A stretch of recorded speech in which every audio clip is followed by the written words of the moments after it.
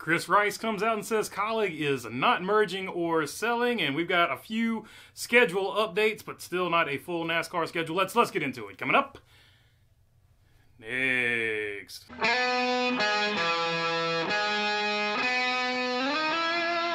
What's going on, everybody? Hope you're doing good today. All right, first things first, all the rumors about Trackhouse and Kaulig merging seem to have been put on hold depending on whether or not you believe Chris Rice and what he said here on Sirius XM satellite radio. We're not merging. We're not doing anything like that. We are very close to Trackhouse, and we will be close to Trackhouse for a while, but we're also close to RCR, if you want to look at it that way. We knew 2024 was going to be tough on us because it's what we called a gap year for Kaulig racing, and we have some exciting stuff that is going on behind the scenes. We're very tight-lipped at what we do. So there you go. In the first part of that clip, he talks about they're not selling. They're going to be here for a long time. They are close to Kaulig is close to Trackhouse, but he said also that Kaulig is close to RCR.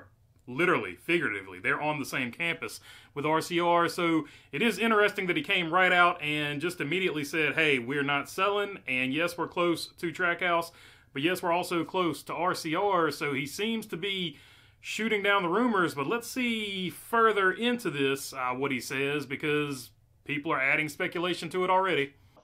We always throw diversions out there so people talk about us, and it makes, man, I had a reporter call me the other day, and they were mad. And I'm like, why are you so mad? Well, you won't tell me what's going on. I'm like, it's no need for me to tell you a lie. So I'm going to say, I'm not going to tell you. So we have a lot of cool things going on. So there you go. He also comes out and says that they do throw diversions out there and things like that. And he said a reporter asked him to comment on it. And he said, I can't lie, so I can't talk to you about it. So a lot of people are speculating that they are still going to merge or they are still going to sell out, depending on your perspective or anything like that. But he doesn't want to leak it yet. And this is an aforementioned diversion. He's doing the old tactic of, hey, we throw diversions out here, and this right here is literally a diversion. So some people are taking that aspect of it. Let's look at the rest of it. I spent some time in Ohio this week, first part of the week, and yeah, I'm pretty excited about it. And when we're able to talk about it and able to share it, I think everybody else is going to be relieved. I think the worry is Matt Kaulig going away. Matt Kaulig's not going away. I mean, we don't have a charter agreement done right now. So I think we need to, let's focus on that. And then we can focus on where Kaulig racing is going. What can we do? And we're going to go through some stretches of races with AJ and SVG in the car that we can win with the 16 car. So we're focused on that, and we're going to be here a long time. We just have to do it the correct way. And right now, trying to figure out to make Kaulig racing the strongest is what we're trying to do. So there you go. In that part of it, he confirms that, in fact, Matt Kaulig is not going anywhere. So depending on what you believe in this whole deal, no matter what, according to him, unless you think everything he's saying in here is a lie, Matt Kaulig's not going anywhere. So either they're going to remain Kaulig, as you see it right now, associated with RCR and Trackhouse, or they're going to merge with Trackhouse, so because Matt Kaulig's not going anywhere. So the idea, there was an idea that Kaulig was going to sell both of its charters and just sell out, is what I'm getting at. They were going to sell both of their charters, sell out. 2311 was going to get one of the charters, and Kyle Busch was going to go over there to 2311. That was the big rumor for a long time, going all the way back to at least Texas, I want to say. So that was a rumor that was out there. So if Matt Kaulig is staying and they're not selling a charter, then that takes that particular angle of 2311 using that charter to lure Kyle Busch over to 2311, but not necessarily just takes it away from using Trackhouse's charter. 2311 still might get one of the SHR charters and do it that way, but it takes away the element of that will be Kaulig's charter with Matt Kaulig staying. The other thing he said, he knew this was going to be a difficult year for them, and it was a gap year, but they have some big things in plans. That means it could lend toward they are going to at least team up or merge with Trackhouse. That is the other aspect of this that a lot of people are saying. It's like he's just trying to throw you off the trail. They're still going to merge with Trackhouse, and that's still going to be a thing because he didn't really necessarily make it clear as to what he meant by staying for a long time. So he could Kaulig could still stay for a long time and just be a part or partnership, a really tight alliance, or just a actual partnership like Sabco Racing, Felix Sabates with Chip Ganassi, something like that. So that could also be what he means, because he didn't necessarily come out and say, hey, we're not going to partner with Trackhouse, and he said he didn't want to lie to the reporter. So a lot of people are leaning toward that direction as well. So I don't know. Personally, I think they're going to merge, or at least have a tight alliance with Trackhouse. That's what I think personally, but we'd love to know what you guys think down in the comments below.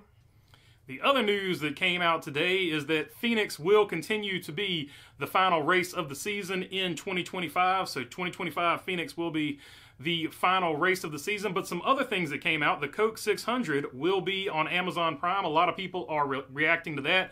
They're upset that it's not going to be on regular TV or something like that they have to watch Amazon Prime, because obviously some people don't have Amazon Prime. Although the people that have Amazon Prime, I don't think they care one way or the other. So there has been some backlash as far as that goes, but there you go. It's just a thing. It has been confirmed. It's been rumored for a long time.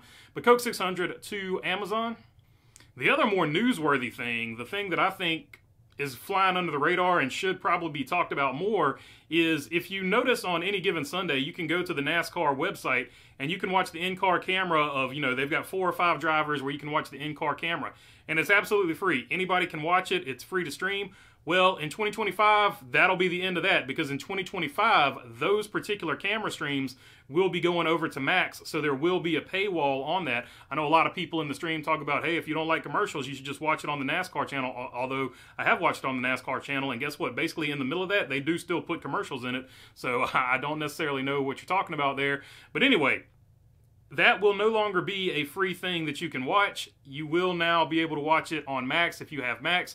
Doesn't necessarily affect me, because I do happen to have Max. I have Max for other reasons, to watch other shows, but for the people who don't have it, who have been using that option to watch the races, I understand the frustration. Those people are going to be mightily frustrated. I think YouTube does still carry one car, so there probably will still be one free stream on YouTube, but the ones that you could watch on the NASCAR channel, no longer free. They are behind a paywall with Max, and rightly so. I think a lot of fans, the fans that actually know about it, are pretty upset, because I think a lot of people have been using that feature for free, and now it's behind a paywall, so you can understand the frustration there. I understand why NASCAR is putting it behind a paywall. It's something else for NASCAR itself to make money off of. But looking at it from a fan perspective, if you go back to my previous 2 videos this week, NASCAR not concerned about the fan in this situation, because they want that TV money. So they're taking another free thing away from the fans and putting it behind a paywall. So I don't necessarily like the idea, but I understand why they did it. And like I've been saying this whole week, and some people have been giving me a lot of pushback on, it is what it is. It proves my point, though, once again. NASCAR more worried about the TV deals than the actual fans. So I'm not complaining. I'm just pointing out the obvious there.